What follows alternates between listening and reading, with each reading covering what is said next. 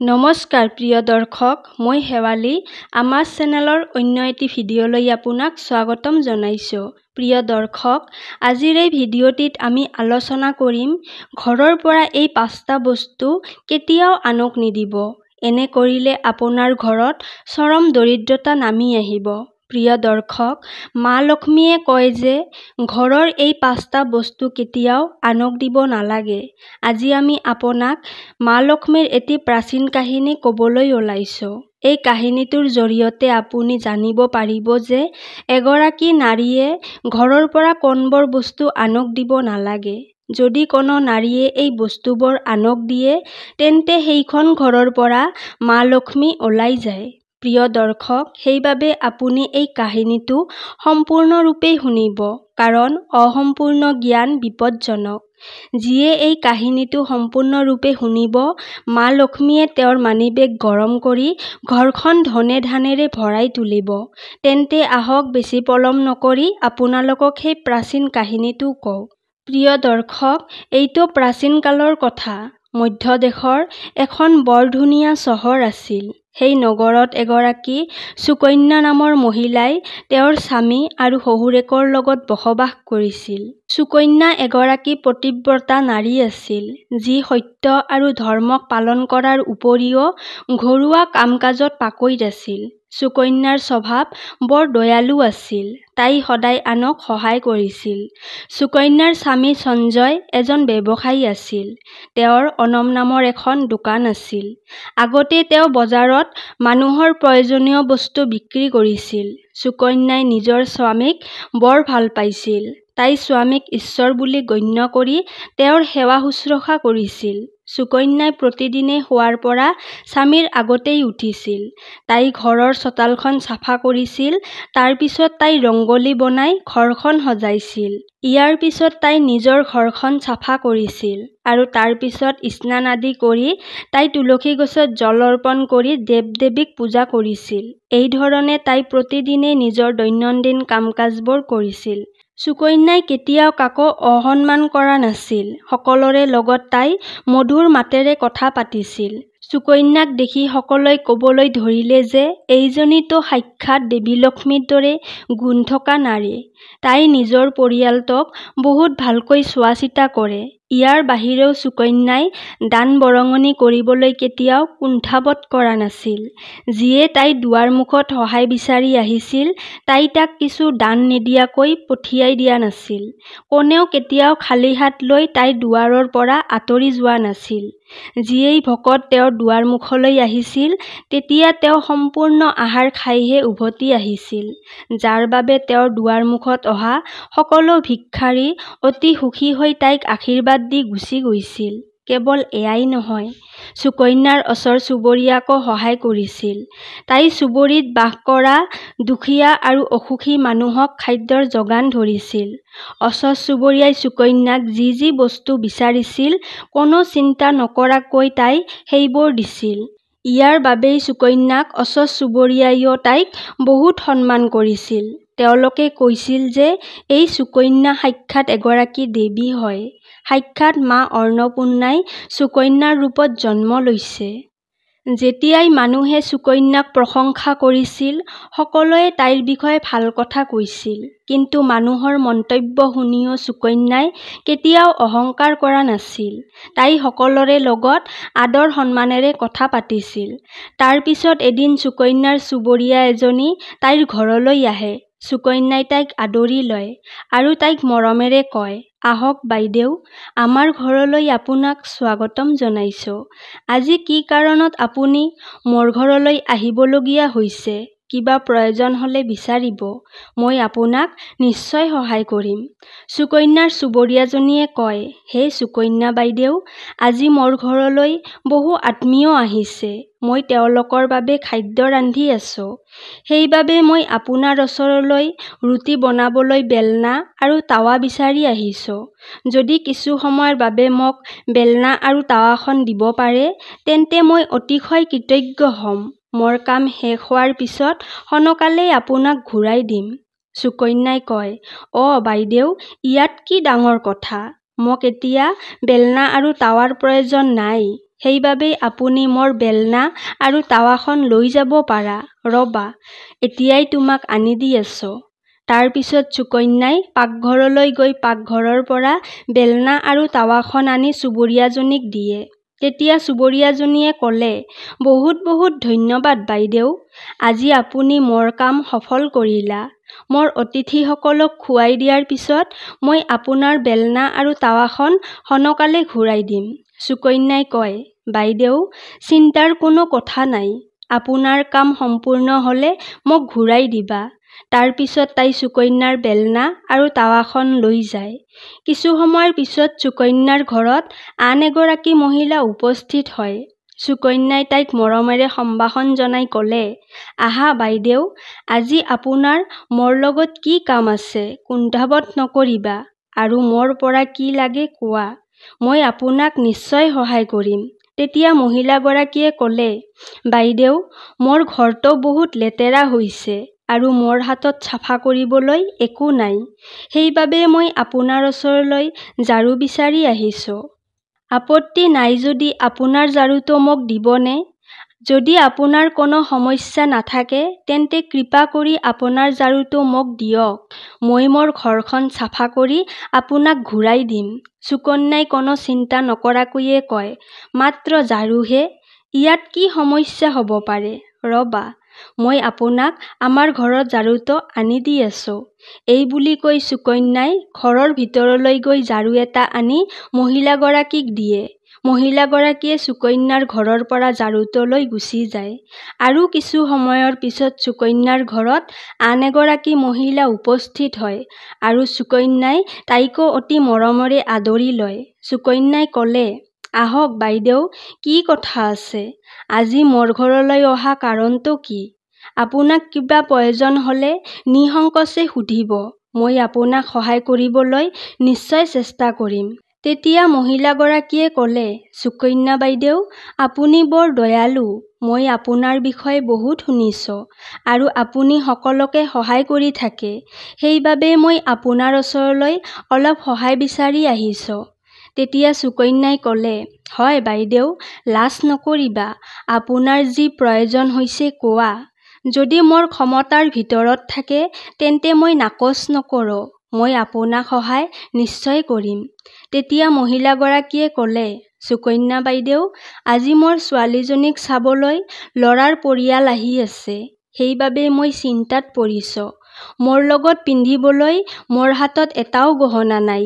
গতিকে মই মোৰ ছোৱালীজনীক কি দিম? আৰু তাইৰ পিন্ধিবলৈ ধুনীয়া কাপোৰ এযোৰো নাই।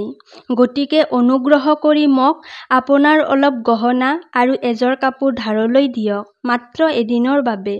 যেতিয়া ল'ৰাৰ পৰিয়ালে ছোৱালীজনীক চাই গুচি যাব তেতিয়া মই আপোনাৰ এই গহনা ঘূৰাই দিম।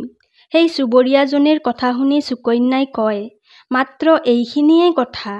বাইদেউ, আপুনি চিন্তা নকৰিবা। আপোনাৰ ছোৱালী মোৰ সৰু ভণ্টিৰ দৰেই। মই তাইক নিশ্চয় সহায় কৰিম। মই এতিয়াই আপোনাক মোৰ অলংকাৰ আৰু কাপোৰ দিম, যিবোৰ পিন্ধিলে আপোনাৰ ছোৱালীজনীক ৰাজকুমাৰীৰ দৰে দেখা যাব। তাৰ পিছত সুকন্যাই ভিতৰলৈ গৈ অলংকাৰ কাপোৰ আনি চুবুৰীয়াজনীক দিয়ে। চুবুৰীয়াই আনন্দিত হৈ সুকন্যাৰ গহনা আৰু কাপোৰযোৰ লৈ গুচি যায়। তাৰ পিছত সন্ধিয়া হয় আৰু আন এজন চুবুৰীয়াই সুকন্যাৰ ঘৰত উপস্থিত হয়। সুকন্যাই তাইকো বৰ মৰমেৰে আদৰি লয় আৰু ক'লে, আহা বাইদেউ, আজি আমাৰ ঘৰলৈ অহাৰ কাৰণ কি? কওকচোন, মই আপোনাক কেনেকৈ সহায় কৰিব পাৰোঁ? আপোনাক যি লাগে নিসংকোচে মোক ক'বা।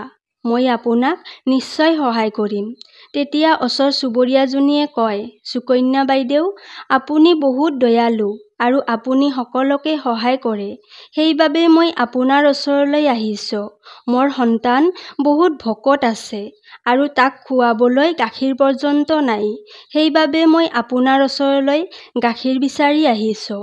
যদি মই অলপ গাখীৰ পালোহেঁতেন তেন্তে সেয়া এক বৃহৎ আশীৰ্বাদ হ'লহেঁতেন। তেতিয়া সুকন্যাই ক'লে, বাইদেউ, এইটো কি ডাঙৰ কথা? ৰ'বা, এতিয়াই মই তোমাক গাখীৰ দি আছোঁ। সুকন্যাই পাকঘৰলৈ গৈ গাখীৰ অলপ আনি চুবুৰীয়াজনীক দিলে আৰু চুবুৰীয়াজনীয়ে আনন্দত গাখীৰ লৈ গুচি যায়। এইদৰে সুকন্যাই নিজৰ ওচৰ চুবুৰীয়াক সহায় কৰি আনন্দৰে ঘৰৰ কামত লাগি যায়। তাৰ পিছত ৰাতি হ'লে স্বামী ঘৰলৈ উভতি আহে। সুকন্যাই তেওঁৰ স্বামীক প্ৰণাম কৰি সেৱা শুশ্ৰূষা কৰিলে আৰু নিশা স্বামী স্ত্ৰী দুয়োজনে আনন্দ মনেৰে টোপনি মাৰিলে। তাৰ পিছত ৰাতিপুৱা যেতিয়া টোপনিৰ পৰা সাৰ পাই উঠিলে, তেতিয়া তেওঁলোক এটা বহুত বেয়া খবৰ শুনা পালে। এজন মানুহ দৌৰি আহি সুকন্যাৰ ঘৰ পালে। তাৰ পিছত সুকন্যাৰ স্বামীক কয় যে, দাদা, যোৱা নিশা কোনোবাই আপোনাৰ দোকান লুটি লৈ গ'ল, সকলো সামগ্ৰী নোহোৱা হৈছে। তেতিয়া সুকন্যাৰ স্বামীয়ে আতংকিত হৈ দোকানলৈ গ'ল। তেওঁ দোকানলৈ গৈ দেখে যে তেওঁৰ দোকানৰ সকলো টকা চুৰি হৈ গৈছে। তেওঁ দুখী আৰু হতাশ মনে ঘৰলৈ উভতি আহে। তেওঁ সুকন্যাক সকলো কথা কয়। এই কথাত সুকন্যাই গভীৰ শোক প্ৰকাশ কৰিছে। তেতিয়া সুকন্যাই কয়, চিন্তা নকৰিবা স্বামী, আমাৰ ঘৰত এতিয়াও বহু টকা আছে, যিবোৰ লৈ আপুনি পুনৰ ব্যৱসায় আৰম্ভ কৰিব পাৰে। তাৰ পিছত সুকন্যাই নিজৰ ঘৰত থকা লকাৰটোৰ ফালে চালে আৰু তাই চাই দেখে যে ইও সম্পূৰ্ণ খালী আছিল। ঘৰৰ লকাৰৰ ভিতৰত থকা সকলো বস্তুৱেই চুৰি হৈ গৈছে। এইটো দেখি সুকন্যাই বহুত দুখী হৈ পৰে। তাই বুজিব পৰা নাছিল এইটো কেনেকৈ হ'ল। সুকন্যাৰ স্বামীয়ে সুকন্যাৰ ওপৰত খঙাল হৈ সুধিছে, সুকন্যা, সঁচা কথা কোৱা, আমাৰ ঘৰৰ সকলো টকা কলৈ গ'ল? তেতিয়া সুকন্যাই কয়, চাওক স্বামী, মইতো ঘৰতেই আছিলোঁ, সকলো টকা লকাৰতেই আছিল, কিন্তু কোনে চোৰ কৰিলে মই সেইটো নাজানো। অনুগ্ৰহ কৰি আপুনি শান্ত হওক, আমি নিশ্চয় ইয়াৰ সমাধান বিচাৰি পাম। ক্ৰোধিত হৈ সুকন্যাৰ স্বামীয়ে তাইক গালিগালাজ কৰিবলৈ আৰম্ভ কৰে। আৰু শাহুৱেকেও তাইক বহুত কিছু শুনাই কয় যে, তুমিয়ে দেখোন ওচৰ চুবুৰীয়াক ঘৰৰ সামগ্ৰী দি থকা, একো নাভাবিয়ে কাৰোবাক সহায় কৰা, আৰু তেওঁলোকৰ এজনৰ পৰাই এই সকলো টকা চুৰি কৰি লৈ গৈছে। এইদৰে সকলোৱে সুকন্যাক গালিগালাজ কৰিবলৈ আৰম্ভ কৰে। তেতিয়া সুকন্যাই স্বামীক সান্তনা দি কয়, স্বামী, মই মোৰ কিছু গহনা আমাৰ ওচৰ চুবুৰীয়া এজনীক দিছিলোঁ, মই তাইৰ পৰা গহনাবোৰ লৈ আহোঁ। তাৰ পিছত সুকন্যাই দুখীয়া চুবুৰীয়াৰ ঘৰলৈ গৈ দেখে যে ঘৰত কোনো নাই। সেই মহিলাগৰাকীয়েও সুকন্যাৰ গহনা লৈ ঘৰৰ পৰা পলাই যায়। তেতিয়া সুকন্যাই নিৰাশ মনেৰে ঘৰলৈ উভতি আহে আৰু স্বামীক সকলো কথা ক'লে। সুকন্যাৰ কথা শুনি স্বামীয়ে খঙাল হৈ পৰে আৰু তাইক গালিগালাজ কৰিবলৈ আৰম্ভ কৰে। সুকন্যাৰ স্বামীয়ে কয়, সুকন্যা, তুমি বহুত ডাঙৰ মূৰ্খ হোৱা। তোমাৰ বাবেই আমি আমাৰ ধন সম্পত্তি আৰু সমৃদ্ধি হেৰুৱাই পেলাইছো। তোমাৰ এই দান কৰাৰ অভ্যাসে আমাৰ ওপৰত এই বিপদ কঢ়িয়াই আনিছে। এতিয়া আৰু তুমি এই ঘৰত থাকিব নোৱাৰা। এতিয়াই তুমি এই ঘৰৰ পৰা ওলাই যাব লাগিব। তেতিয়া সুকন্যাই কয়, স্বামী, আপোনাৰ বাহিৰে মোৰ এই পৃথিৱীত কোনো নাই, মই আপোনাক এৰি কলৈ যাম? তেতিয়া সুকন্যাৰ স্বামীয়ে ক'লে, তুমি য'তেই নোযোৱা, কিন্তু তুমি আৰু এই ঘৰত থাকিব নোৱাৰা। তোমাৰ কাৰণে মোৰ সকলো বৰবাদ হৈ গৈছে। তুমি এই ঘৰত থাকিলে বাকী থকা সকলো ধ্বংস হৈ যাব। সুকন্যাই স্বামীক হাতজোৰ কৰি কাতৰ অনুৰোধ কৰিবলৈ আৰম্ভ কৰে, স্বামী, মোৰ লগত এনেকুৱা নকৰিবা। মই কোনো অপৰাধ কৰা নাই। আপোনাৰ অবিহনে মই জীয়াই থাকিব নোৱাৰো। মোৰ নিচিনা দাসীক আপোনাৰ ঘৰৰ পৰা খেদি নপঠিয়াব। সুকন্যাৰ স্বামীয়ে সুকন্যাৰ কথা এবাৰো নুশুনিলে আৰু তাইক ঘৰৰ পৰা ঠেলিয়াই গুটিয়াই ওলোৱাই দি ক'লে, তুমি এই ঘৰৰ পৰা আঁতৰি যোৱা আৰু ঘূৰি নাহিবা। লাগিলে তুমি নদীত জঁপিয়াই জীৱনটো ত্যাগ কৰা, তথাপিও কিন্তু তুমি আৰু এইখন ঘৰত মোৰ লগত থাকিব নোৱাৰিবা। তেতিয়া সুকন্যাই দুখী হৈ কান্দি কান্দি স্বামীৰ ঘৰৰ পৰা ওলাই যায়। গৈ থাকোঁতে থাকোঁতে সুকন্যাই লক্ষ্মী দেৱীৰ মন্দিৰলৈ যায় আৰু মা লক্ষ্মীক প্ৰাৰ্থনা কৰি ক'লে, হে মাতা, মই এনেকুৱা কি পাপ কৰিছো, যাৰ বাবে মোৰ আজি এনেকুৱা দশা হ'ল? হে মা লক্ষ্মী, মইতো আপোনাক নিতৌ পূজা কৰিছিলোঁ, তথাপিও আপুনি মোৰ ঘৰ কিয় এৰিলা? অনুগ্ৰহ কৰি মোক কোৱা মা, মই কি অপৰাধ কৰিলো যিয়ে আপোনাক খং কৰি তুলিলে? তেতিয়া সুকন্যাই তাতে বহি ভাবিবলৈ ধৰে, মোৰ স্বামীয়ে যদি মোক মানি নলয় তেন্তে মই জীয়াই থাকি কি কৰিম? যদি মোৰ কাৰণে মোৰ স্বামীৰ দুৰ্দশা হৈছে তেন্তে মই জীয়াই থকাৰো কোনো অধিকাৰ নাই। এই কথা ভাবি সুকন্যাই নিজৰ প্ৰাণ ত্যাগ কৰিবলৈ নদীৰ ফালে আগবাঢ়িবলৈ ধৰিলে। সুকন্যাই নদীৰ ওচৰলৈ গৈ মা লক্ষ্মীক প্ৰাৰ্থনা কৰি ক'লে, হে মা লক্ষ্মী, এতিয়া মই মোৰ প্ৰাণ ত্যাগ কৰিবলৈ ওলাইছো। যদি মোৰ দ্বাৰা কৰা পূজাত আপোনাৰ কিছু কমি থাকি গৈছে তেন্তে মোক ক্ষমা কৰি দিবা। মই মোৰ স্বামীৰ অবিহনে জীয়াই থাকিব নোৱাৰো। সেইবাবে এতিয়া মই এই নদীত জঁপিয়াই নিজৰ প্ৰাণ ত্যাগ কৰিম। এই কথা কোৱাৰ পিছতে সুকন্যাই নদীত জঁপিয়াব ওলাইছিল যেতিয়া সেই ঠাইতে লক্ষ্মী দেৱী নিজেই আবিৰ্ভাৱ হ'ল। মা লক্ষ্মীয়ে সুকন্যাক ক'লে, ৰবা সুকন্যা, এয়া তুমি কি কৰিব ওলাইছা? সুকন্যাই চকু মেলি দেখে যে সাক্ষাৎ মা লক্ষ্মী তাইৰ সন্মুখত থিয় হৈ আছে। মা লক্ষ্মীৰ দৰ্শন পাই সুকন্যাই বহুত আনন্দিত হয় আৰু মা লক্ষ্মীক বাৰম্বাৰ প্ৰণাম জনাই ক'লে, হে মা লক্ষ্মী, মোক ক্ষমা কৰি দিবা। মই বহুত ডাঙৰ পাপ কৰিবলৈ ওলাইছিলো। তেতিয়া দেৱী লক্ষ্মীয়ে ক'লে, হে সুকন্যা, মানুহেই নিজেই নিজৰ প্ৰাণ ল'ব নালাগে। এইটো এটা মহাপাপ। ঈশ্বৰে আমাক দিয়া শৰীৰটো এনেকৈ ধ্বংস হ'ব দিব নালাগে। তেতিয়া সুকন্যাই কয়, মা, মই অসহায়। মোৰ স্বামীয়ে মোক পৰিত্যাগ কৰিছে আৰু এগৰাকী মহিলাই স্বামীক এৰি থকাটো উচিত নহয়। মই মোৰ স্বামীৰ অবিহনে জীয়াই থাকিব নোৱাৰো। সেইবাবেই মই মোৰ জীৱনটো ত্যাগ কৰিবলৈ ওলাইছিলো। তেতিয়া দেৱী লক্ষ্মীয়ে ক'লে, হে সুকন্যা, মই সকলো জানো আৰু এইটোও জানো যে তোমাৰ স্বামীয়ে তোমাক কিয় ত্যাগ কৰিছে। এই সকলোবোৰ তোমাৰ ভুলৰ কাৰণেই হৈছে। তুমি অজানিতে এনে কিছুমান বস্তু দান কৰিছিলা যাৰ বাবে মই তোমাৰ ঘৰৰ পৰা ওলাই যাবলগীয়া হ'ল। যিকোনো মহিলাই নিজৰ ঘৰৰ পৰা এইবোৰ সামগ্ৰী আনক দিয়ে, মই সেইখন ঘৰত বাস নকৰোঁ। মই সেইবোৰ বস্তুৰ লগতে সিহঁতৰ ঘৰৰ পৰাও ওলাই যাওঁ। তেতিয়া সুকন্যাই কয়, মা, সেইবোৰ এনেকুৱা কি কি বস্তু? কৃপা কৰি আপুনি মোক কওকচোন।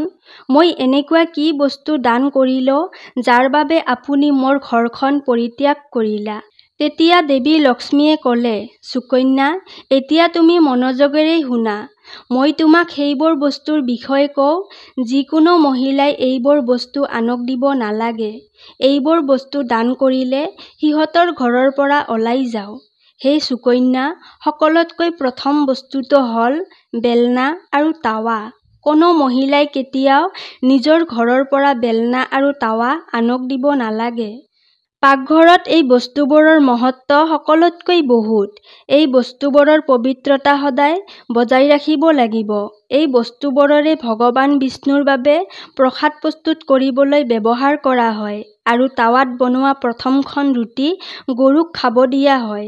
সেইবাবে এইবোৰ বস্তু সদায় পৰিষ্কাৰ আৰু শুদ্ধতাৰে ৰাখিব লাগে। আনক দিলে সেইবোৰ অশুদ্ধ হৈ পৰিব পাৰে আৰু ইয়াক পুনৰ ব্যৱহাৰ কৰিলে অশুভ ফল প্ৰদান কৰে। সেইবাবেই সুকন্যা, তুমি তোমাৰ পাকঘৰৰ বেলনা আৰু টাৱা তোমাৰ চুবুৰীয়াক দি প্ৰথমটো ডাঙৰ ভুল কৰিছা। দেৱী লক্ষ্মীয়ে আৰু ক'লে, সুকন্যা, এতিয়া তুমি দ্বিতীয় বস্তুটোৰ বিষয়ে শুনা। তুমি তোমাৰ চুবুৰীয়াক নিজৰ ঘৰত থকা ঝাৰুটো দিছিলা, যিটো বস্তুত সদায় মোৰ সৌভাগ্য বাস কৰে, যিটো বস্তু মোৰ বাবে আটাইতকৈ প্ৰিয়। তুমি সেইটোকে আন কাৰোবাক দিলা। গতিকে মই কেনেকৈ তোমাৰ ঘৰত থাকিম? হে সুকন্যা, যি মহিলাই নিজৰ ঘৰৰ পৰা ঝাৰুটো আন কাৰোবাক দি দিয়ে, মই সেই ঘৰখনক ত্যাগ কৰি দিওঁ। ঝাৰুৰে ঘৰখনক চাফা কৰা হয় আৰু ঘৰত সদায় ঝাৰুটো লুকুৱাই ৰাখিব লাগে। বাহিৰৰ পৰা অহা লোকৰ দৃষ্টি সেই ঝাৰুটোৰ ওপৰত পৰিব নালাগে। ঝাৰু এটা অতি পবিত্ৰ বস্তু। ইয়াক মানুহে ভৰিৰে স্পৰ্শ কৰিব নালাগে। ইয়াক কোনো ধৰণৰ মল-মূত্ৰ আদি কেতিয়াও পৰিষ্কাৰ কৰিবলৈ ব্যৱহাৰ কৰাটো উচিত নহয়। মা লক্ষ্মীয়ে কয়, হে সুকন্যা, এতিয়া তুমি তৃতীয় বস্তুটোৰ বিষয়ে শুনা। কোনো মহিলাই কেতিয়াও এইটো বস্তু আনক দিব নালাগে আৰু সেইটো বস্তু হ'ল গহনা। এগৰাকী মহিলাই কেতিয়াও নিজৰ গহনা আন এগৰাকী মহিলাক দিব নালাগে। মই সদায় এই আভূষণত বাস কৰোঁ। এগৰাকী মহিলাৰ এই শল্যশৃংগাৰৰ ভিতৰত গহনাবোৰৰ অতি গুৰুত্ব আছে। এগৰাকী বিবাহিতা মহিলাই কেতিয়াও নিজৰ গহনা আন এগৰাকী মহিলাক পিন্ধিবলৈ দিয়াটো উচিত নহয়। যি মহিলাই নিজৰ গহনা অন্য মহিলাক দিয়ে, সেইগৰাকী নাৰীৰ জীৱনত দুৰ্ভাগ্য কঢ়িয়াই আনে। হে সুকন্যা, এতিয়া মই তোমাক চতুৰ্থ কথাটোৰ বিষয়ে ক'ম। কোনো মানুহেই গধূলি পাৰ হোৱাৰ পিছত বগা বস্তু দান কৰিব নালাগে, কিন্তু তুমি গধূলিৰ সময়ত গাখীৰ দান কৰিছিলা। গধূলিৰ সময়ত গাখীৰ দান কৰিলে দুৰ্ভাগ্যৰ সৃষ্টি হয়। সন্ধিয়াৰ সময়ত গাখীৰ দান কৰিলে অশুভ সময় আহি পৰে। মা লক্ষ্মীয়ে কয়, হে সুকন্যা, এতিয়া মই তোমাক সেই সকলোবোৰ বস্তুৰ কথা কৈছো যিবোৰ কেতিয়াও দান কৰিব নালাগে। এই বস্তুবোৰ কেতিয়াও আনক ধাৰলৈ বা ব্যৱহাৰৰ বাবে দিব নালাগে। তেতিয়া সুকন্যাই ক'লে, হে মা লক্ষ্মী, মোৰ বহুত ডাঙৰ ভুল হৈ গ'ল। মই এইবোৰৰ বিষয়ে অজ্ঞাত আছিলোঁ। অনুগ্ৰহ কৰি মোক ক্ষমা কৰি দিয়ক আৰু এতিয়া মোৰ এই পাপৰ প্ৰায়শ্চিত্ত কৰিবলৈ উপায় কওক। তেতিয়া দেৱী লক্ষ্মীয়ে সুকন্যাক ক'লে, সুকন্যা, তুমি ইতিমধ্যে প্ৰায়শ্চিত্ত কৰিলা। সেইবাবে এতিয়া তুমি তোমাৰ নিজৰ ঘৰলৈ উভতি যোৱা। মই তোমাৰ সকলো ধন সম্পত্তি আৰু সমৃদ্ধি ঘূৰাই দিম। এই বুলি কৈ মা লক্ষ্মী সেই ঠাইৰ পৰা অদৃশ্য হ'ল। তাৰ পিছত সুকন্যাই সেই ঠাইৰ পৰা ঘৰৰ ফালে খোজ দিবলৈ আৰম্ভ কৰে। ঠিক তেতিয়াই সুকন্যাৰ স্বামীয়ে সুকন্যাক বিচাৰি আহে। তেওঁ সুকন্যাৰ ওচৰলৈ গৈ ক্ষমা বিচাৰিলে আৰু ক'লে, সুকন্যা, মোক ক্ষমা কৰি দিবা। মই তোমাক বহুত বেয়া কথা শুনাইছিলোঁ। তুমি সাক্ষাৎ দেৱী লক্ষ্মীৰ দৰেই হোৱা। মা লক্ষ্মীৰ আশীৰ্বাদত আমি আমাৰ সকলো ধন সম্পত্তি আৰু সমৃদ্ধি ঘূৰাই পাইছোঁ। যিসকল লোকে আমাৰ ধন সম্পত্তি চুৰি কৰি নিছিলে, সেইসকলে আমাৰ সকলো ধন সম্পত্তি ঘূৰাই দিলে আৰু তোমাৰ ওচৰত তেওঁলোকে ক্ষমাও খুজিলে। এই কথা শুনি সুকন্যাই আনন্দত আত্মহাৰা হৈ স্বামীৰ সৈতে ঘৰলৈ উভতি যায়। মা লক্ষ্মীৰ আশীৰ্বাদত সুকন্যাৰ ঘৰত আকৌ এবাৰ সুখ শান্তিৰে ভৰি পৰিলে আৰু ইয়াৰ পিছৰ পৰাই সুকন্যাই নিজৰ ঘৰৰ পৰা এই 4টা বস্তু কেতিয়াও আনক নিদিয়ে। প্ৰিয় দৰ্শক, যদি ভিডিঅ'টো ভাল লাগিছে তেন্তে চেনেলটো ছাবস্ক্ৰাইব কৰি ভিডিঅ'টিত এটা লাইক কৰিব আৰু কমেণ্ট বক্সত জয় মা লক্ষ্মী বুলি অৱশ্যই লিখিব। তেতিয়াহ'লে আজিলৈ ইয়াতে সামৰিছোঁ। কাইলৈ পুনৰ লগ পাম আন এটি ভিডিঅ'ৰ সৈতে। ধন্যবাদ।